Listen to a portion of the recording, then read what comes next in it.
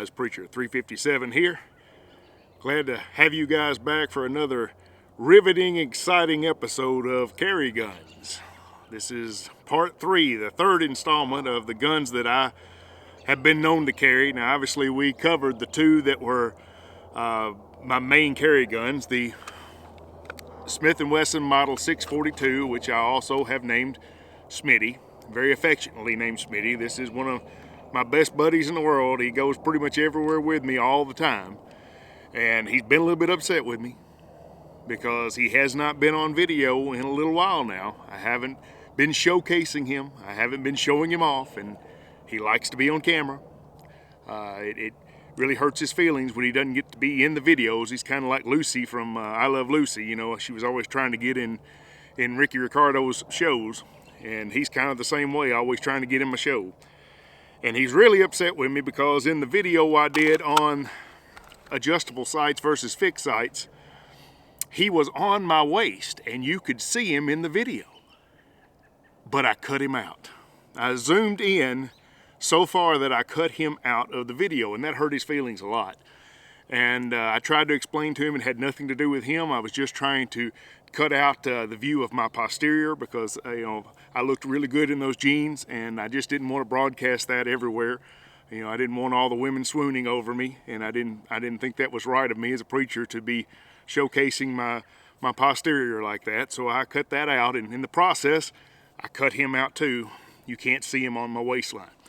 So he was upset about that, and he still doesn't understand, but you know, hopefully he'll get over it. We've been together a long time, and I think he'll forgive me. But this is my #1 carry gun, Smitty here. We also talked about my #2 carry gun, the Ruger LCP2. A really close friend of mine suggested I really needed to give this this gun, not a revolver, he's semi-auto, to give this gun a name as well, and it was suggested that I name this Ruger LCP2 Reggie. So I thought that wouldn't be a bad idea, so I went to the LCP2 here and I said, would you like to have a name? Would you like to be named Reggie? And of course he was very excited about the prospect of also getting a name and being like Smitty and being special to me in that sense. I said, but there's one condition. For me to give you a name, you have to promise to stop pinching my finger when I shoot you. And he looked at me and he said, no way, the finger's mine. So, well, you're out of luck. So that's not happening. No name for you. And so now we get to the third installment of my carry guns, and I'd intended on doing 2 more installments, but since these guns are not ones that I carry all the time, I don't really think I need to spend that much time on all of these. And so I'm going to abbreviate it and just have this one last episode on the carry guns that I currently carry. Now obviously it may change as time goes on. I may find something else I want to substitute in, and some of what we'll see here has been the result of that. But my #3 carry gun right now is probably the Glock 19. This one is in that, I think they call it, is it sniper gray, I think is what they call it.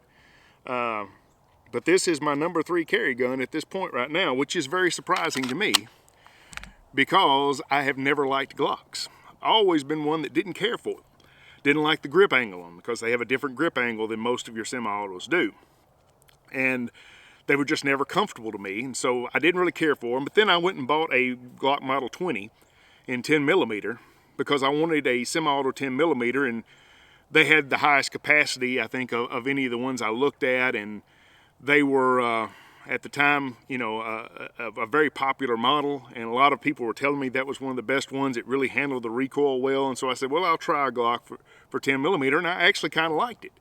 And then I ran across this one at a place that was actually going out of business, a gun shop that was going out of business, and it was on sale for $399. Now, that's pretty cheap.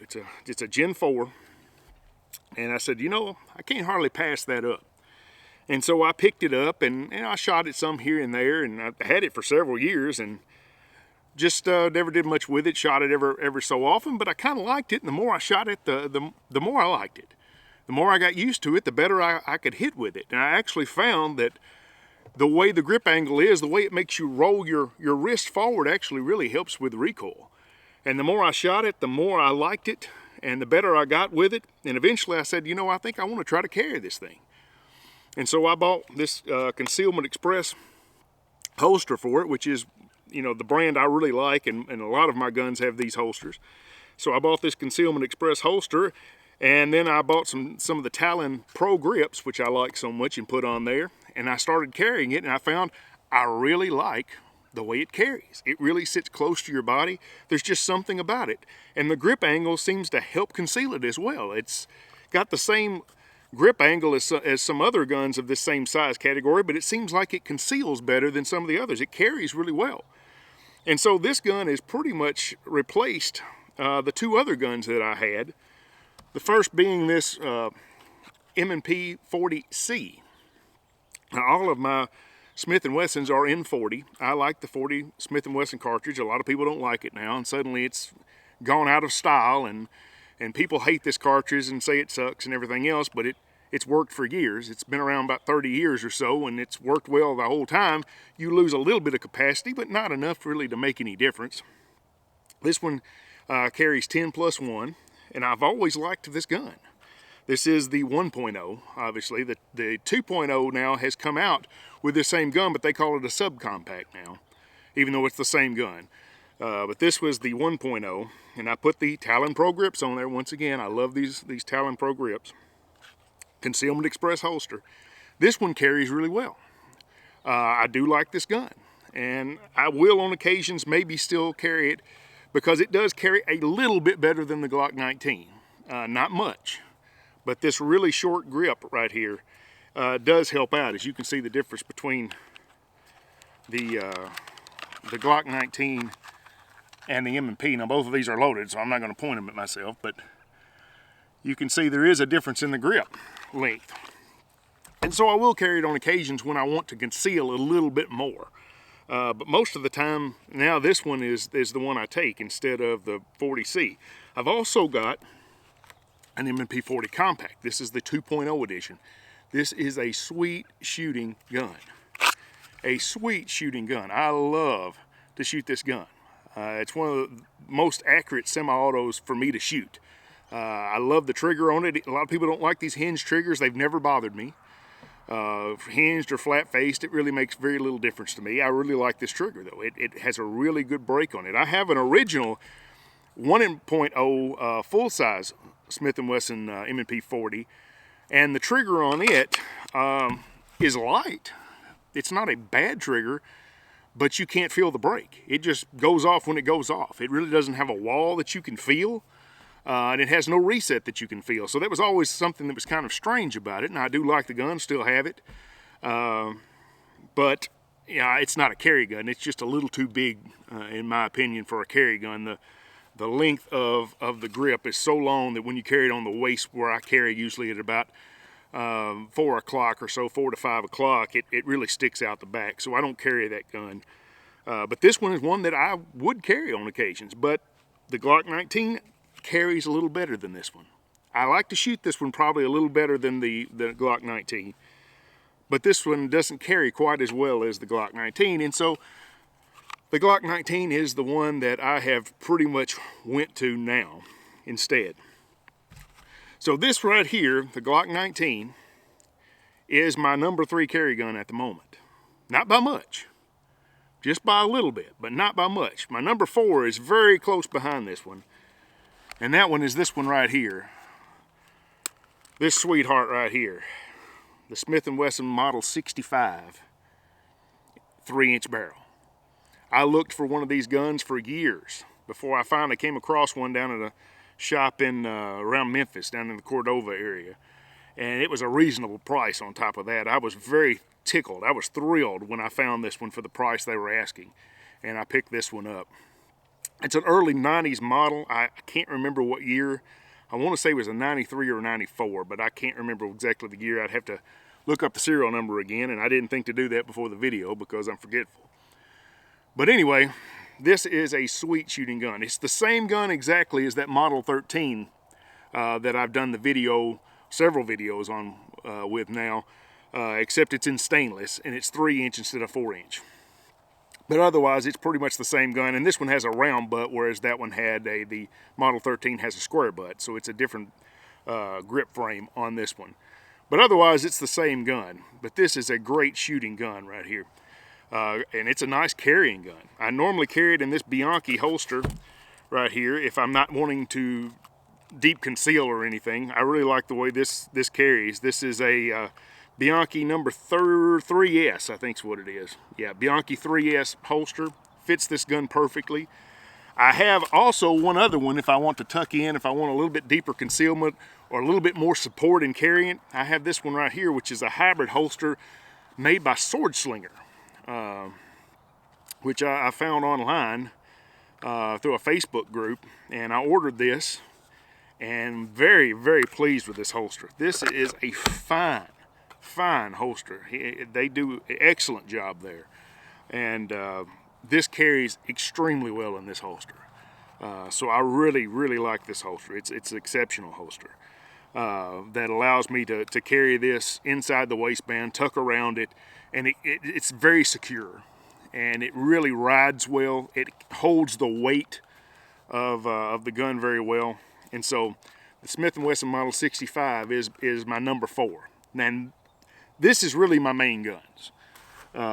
We talk about Smitty here. We talk about the Ruger that could be named Reggie if he would just stop having such an attitude problem.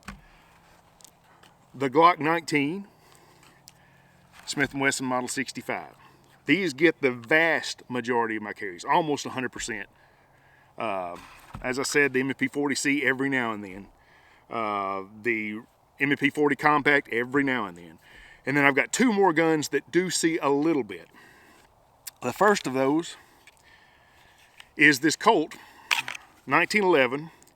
It is a Series 80, and it's a CCO, Concealed Carry Officer. What is a CCO?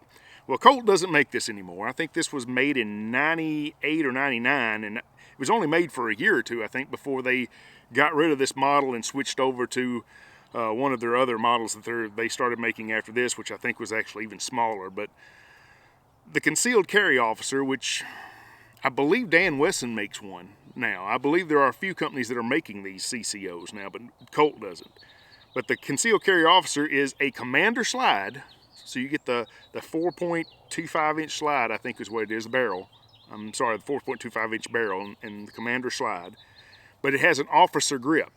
So it conceals better than a standard commander 1911 because the grip is not as long.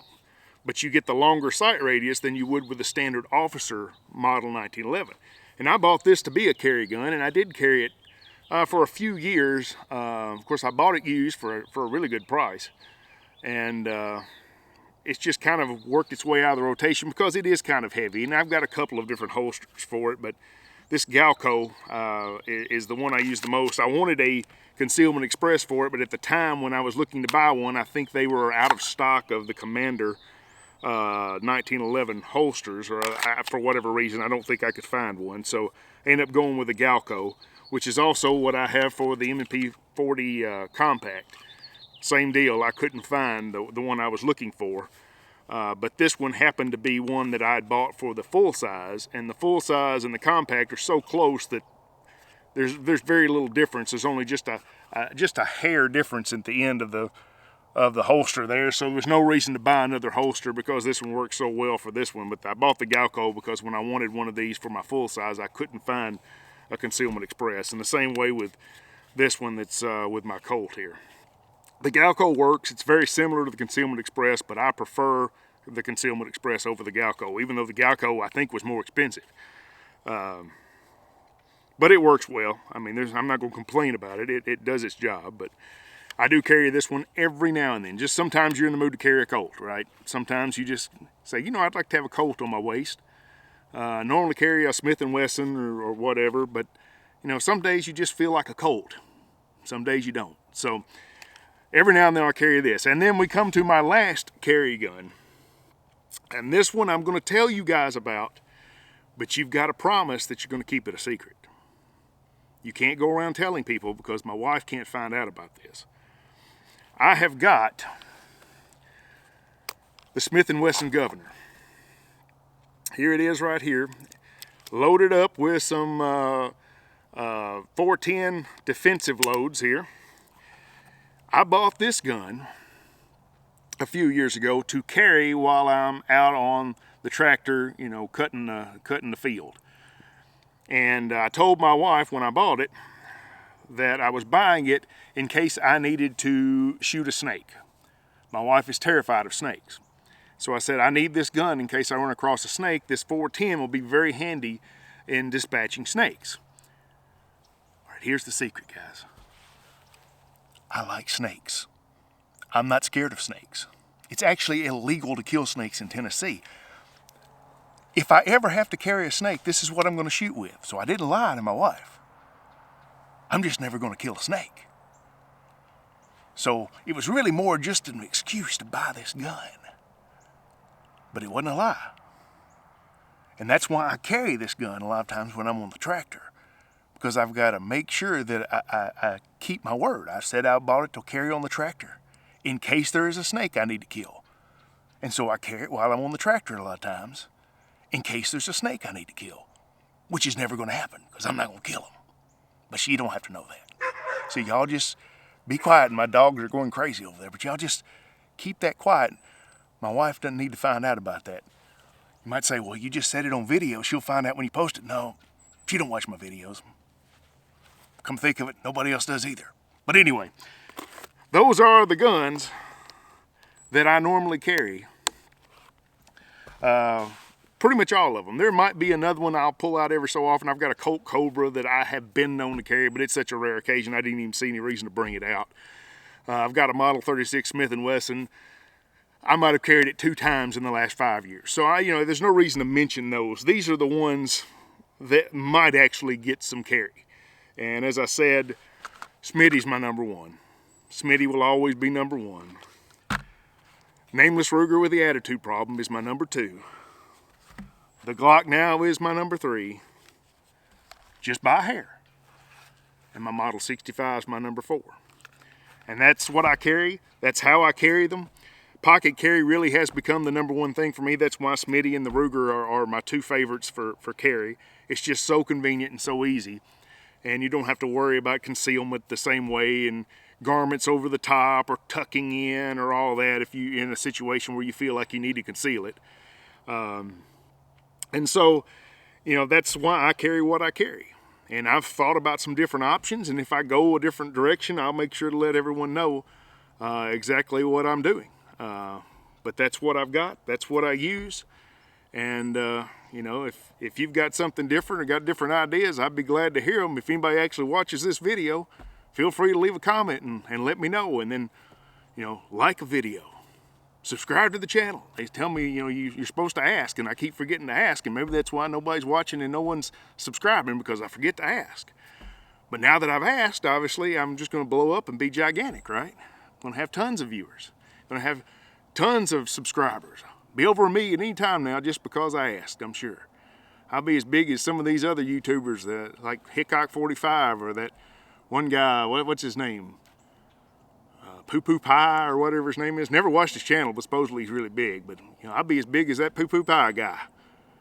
But anyway, guys, I appreciate y'all coming out. Y'all have a good day. Take care of yourselves. God bless you. And we'll see you next time.